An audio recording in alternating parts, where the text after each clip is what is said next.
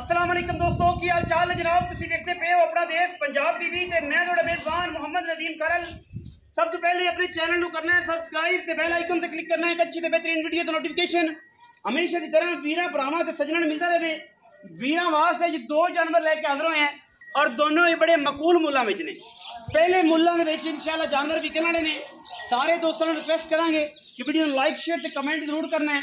पहले नंबर साढ़े को जनाब आ मझ लंडी और जनाब ये थना ते पाले सुबह में दूजा सुनिए 5 दिन 4 दिन 6 दिन कट दिए। बाकी वीरां दे सामने कोई वीर भरा दा बयाना कर लवे मैं सुन तो बाद लै जाए सानू कोई इतराज नहीं, लेकिन रेट इंतहाई मुनासिब होने ने। पहली काल दे जानवर विकने वाले ने। मैं दी नस्ल दा तुसीं आप देखनी है मेरे सामने। मैं उन्होंने कहांगा नीली दियां तुसीं नीली दियां नहीं समझनियां, मैं कहांगा रावी दियां तुसीं रावी नहीं समझनियां, मैं कहांगा जनाब ये मई क्रास ने तुसीं क्रास नहीं समझनियां। अपनी नज़र नाल अपनी अखां नाल अपनी मुहब्बत नाल जानवर लेने ने। मझां होणगियां मझां दी गल होएगी, बाकी लेने देने मुकद्दर ने। पहले नंबर वाली जनाब लंडी मझ खुच्चा दे पुछ लांदा है, थान चिड्डा तुहाडे सामने। मैं दरम्यानी कादी खूबसूरत मझ है और माशाअल्लाह रेट एडा मकूल देना है तो कोई भी वीर पहली काल दूसरी काल मझ लवेगा। और जिन्होंने मझी दुध चोना है जेडे कहंदे ने यार साडे को बजट घट है मझ चंगी चाहिए ये वीडियो उन्हां वीरां वास्ते। पहले नंबर वाली मझ तसल्ली कर लो जी, माशाअल्लाह मरले मरले जो खूबसूरत बार्डर लगी है थना दी आला क्वालिटी जनाब बार्डर क्वालिटी लगे है और माशाअल्लाह मझ दे बटन लगे ने। नीली दी मझ तुसीं समझ लो रावी तुसीं समझ लो क्रास तुसीं समझ लो जो कुछ भी ये तुहाडी समझ है। ये पहले नंबर वाली मझ नंबर 2 ते जावांगे जी। ए जनाब मझ नंबर 2 है वीरां दे सामने तसल्ली तुसीं करनी है और माशाअल्लाह ये डांगरन मझ है। डांगरना वाले समझते हैं कि डांगरना की होंदियां ने। ये जनाब डांगर ने बिल्कुल धागे वर्गी पूछल ए तसल्ली करनी।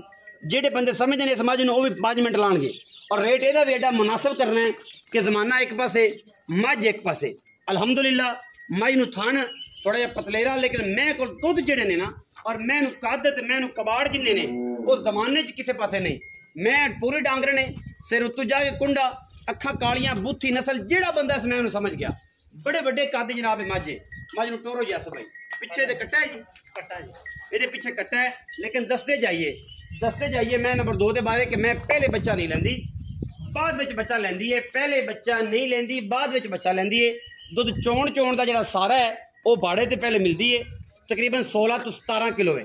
जिहदा दिल करे वो आके तसल्ली करावे। 16 तो 17 किलो दुध है। 4 तो 6 दिन की मझ सूई हुई है और जनाब 17 किलो दुध मालक कहते हैं 16 तो 17 लीटर दुध इस डांगर मैं को मैं दुध करेगी 20 तो 22 से।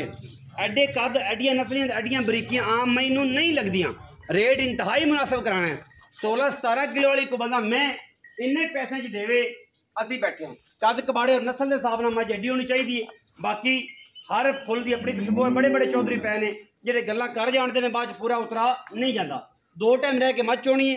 चोण का दुध मालक 16 तो 17 कहते हैं तुम 15 दिन च रखे जे मेरे वास्ते और जनाब आए ए मझ तो गब्बन थना की गारंटी होएगी।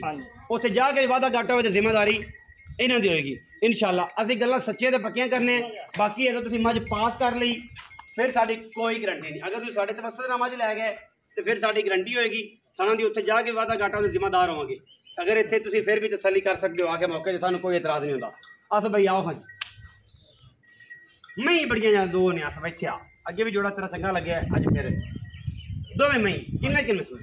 हाँ मैं दूसरा सूआ सूई गब्बन मैं जड़ी है दूजन मैं तीसरा सूआ सूई किन्ने दिन दी सूई है ਉਹਨੂੰ ਸੂਈ ਨੂੰ ਚੌਥੇ ਤੋਂ ਪੰਜਵਾਂ ਦਿਨ ਉਹਦਾ ਬੱਚਾ ਅੰਦਰ ਖੜਾ ਹੈ। इसका बच्चा ले मेरा छाते तो ਇਹਨੂੰ ਛੱਡ ਦੇ ਯਾਰ ਬੱਚਾ अच्छा बच्चा अंदर खड़ा है। कट्टा है जी कट्टा मैनू की मसला असल मैं जी ना पहले मिलती है पहाड़े ते सही बच्चे ते नहीं मिलती बाद च बच्चा ले बाद च बच्चा लेंदी पहले बच्चा ਲੱਤ मैं इत्थों ਚੱਕ ਕੇ ਉੱਥੇ ਨਹੀਂ ਰੱਖਦੀ ਉੱਥੇ ਨਹੀਂ ਰੱਖਦੀ ਪਹਾੜੇ ਤੇ ਚੁੰਦੀ ਹੈ ਪਹਿਲੇ ਬੱਚਾ ਨਹੀਂ ਜਾਪਦੀ ਬਾਅਦ ਚ ਲੈਂਦੀ। ਹਾਂਜੀ अच्छा सुआ तीजा पहले नंबर वाली मैं जी ए खड़ी किंगरी जना सिर है ए मदरी ए जनाब मैं लंडी ए मैं सुआ दूजा कह रहे थना दी अपनी गारंटी थना दी गारंटी को वादा घाटा होवे जिम्मेदार जे आपा जिम्मेदार कितने दिन कट जाएगा 4 तो 5 दिन कट जाए 4 तो 5 मोहब्बत प्यार वाला मोल मुनासिब मुनासिब 4,65,000 4,65,000 विच लाड़ प्यार और थोड़ा बहुत है 19 भी हो जाएगा ये लंडी में 4,65,000 है और रेट इनका मुनासिब है कि थोड़ी सोच है।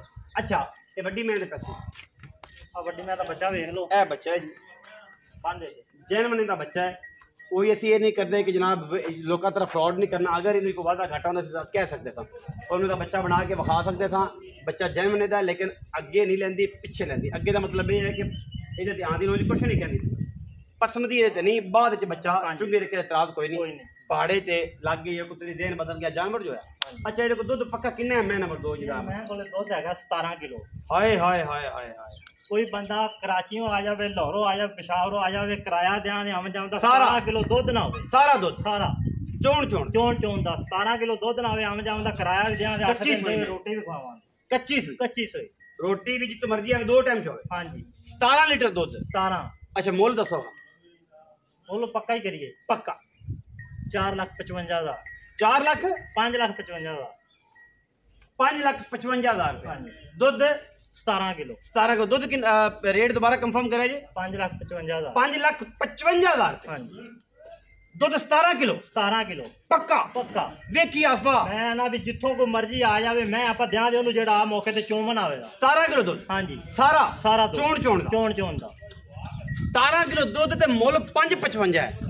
पूरी मार्केट च पूरे इलाके चैलेंज है। हाँ जी अगर कोई भी 17 किलो वाली मझ 4,55,000 की देवे, असी बैठे असी उन्होंने भी आखांगे उन्हें बहुत चंगा किया है, बड़ा चंगा रेट है, बड़ा चंगा मुनासिब रेट है और जनाब कमाल का रेट है।